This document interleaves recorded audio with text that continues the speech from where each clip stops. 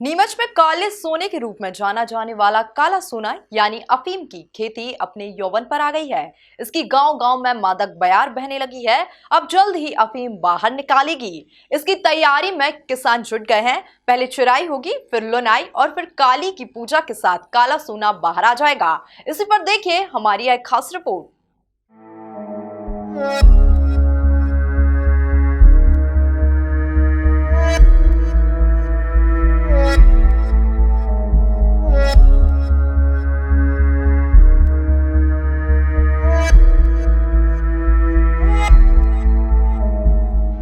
ये जो फूलों से पटे खेत आप देख रहे हैं, ये कोई साधारण फूलों की खेती नहीं।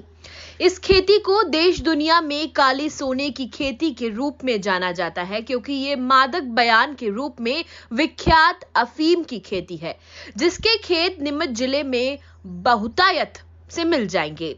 फिलहाल नीमच में अफीम की पैदावार के लिए प्रसिद्ध नीमच जिले में अफीम की फसल यौवन पर है।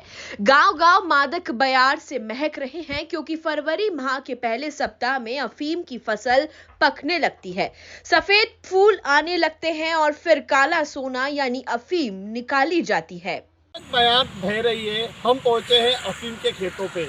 आप देख सकते हैं कि अफीम अब यौवन पर आ गई है और फूल खिल उठे हैं और साथ ही डोडा बन चुका है। और डोडा बनने के बाद इसमें चिराई होगी, उसके बाद लुनाई का काम चलेगा और फिर अफीम बाहर आएगी। हम नीमच और रामपुरा के बीच एक खेत में हैं और इस खेत में लगातार आप जिस रास्ते पे जा रहे हैं वहाँ मादक बयार बह रही है। हमारे बीच एक किसान, उनसे बात करेंगे कि उन्हें कितना परिश्रम करना पड़ता है। आइए सर, आइए इधर जी। क्या नाम आपका? विष्णु धनगर। क्या नाम आपका? विष्णु धनगर। थोड़ा तेज बोलना। विष्णु धनगर जी, आपका ये कितने आरी का पट्टा है? 10 आरी का। 10 आरी का पट्टा है। तो 10 आरी के पट्टे में अभी क्या अब लुनाई और चिराई में समय है? ये सर इधर देखिए, 15-20 दिन का 15-20 दिन का।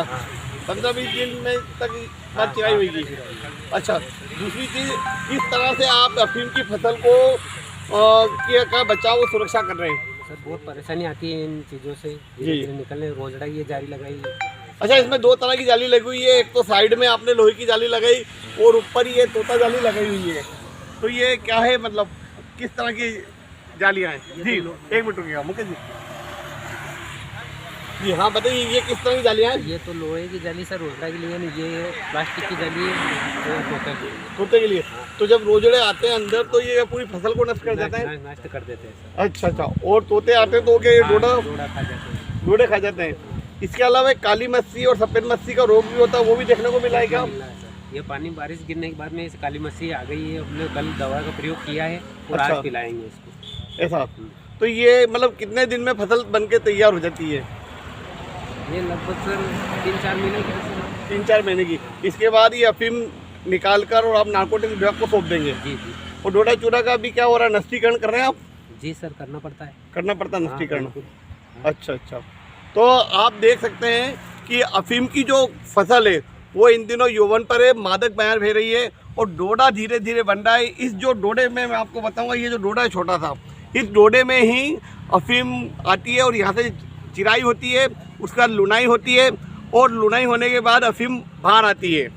अभी आप देख सकते हैं ये सफ़ेद फूल, जैसे ही आप मालवा के बेल्ट में आएंगे इधर नीमच मंदसौर साइड, ये सफ़ेद फूलों से पटे अफीम के खेत नज़र आएंगे तो समझ जाइएगा कि ये मादक बयार बह रही है और अफीम के खेत हैं। इन दिनों आप जब भी गांव की तरफ जाएंगे, सफेद फूलों से पटे खेत नजर आएंगे। इन फूलों के साथ डोडे दिखेंगे और इन्हीं डोडों में अफीम तैयार हो रही है। अफीम की फसल को किसान मुसीबतों के साथ पलता है। उसे यौवन कर जब बाहर निकालता है तब भी चोरी चकारी का भय बना रहता है। ये डर तब तक रहता है जब तक किसान अफीम को केंद्र सरकार के नारकोटिक्स विभाग को सौंप नहीं देता। जब भी आप नीमच मंदसौर में आएंगे तो यहाँ पर अफीम की पैदावार बड़ी मात्रा में होती है और अफीम की पैदावार के खेत जो जगह जगह नज़र आते हैं। अब भी अफीम की पैदावार के साथ ही अफीम की बयार बह रही है जगह जगह। इन खेतों के पास में जब हम गुजरते हैं तो एक सुगंध सी आती है, नशीली सुगंध जिसे कहते हैं, मतलब समझ जाइएगा कि अफीम के खेत आ रहे हैं। और जहाँ भी इस तरह के ये सफ़ेद फूलों से पटे खेत नज़र आएँ तो ये अफीम के खेत होते हैं। अभी डोडा है, डोडा आएगा, डोडा में अफीम आगे जाएगी और जब अफीम आ जाएगी तो पहले चिराई होएगी, फिर लुनाई होएगी और उसके बाद अफीम बाहर आएगी, जिसे मालवा मेवाड़ बेल्ट में काला सोना कहा जाता है।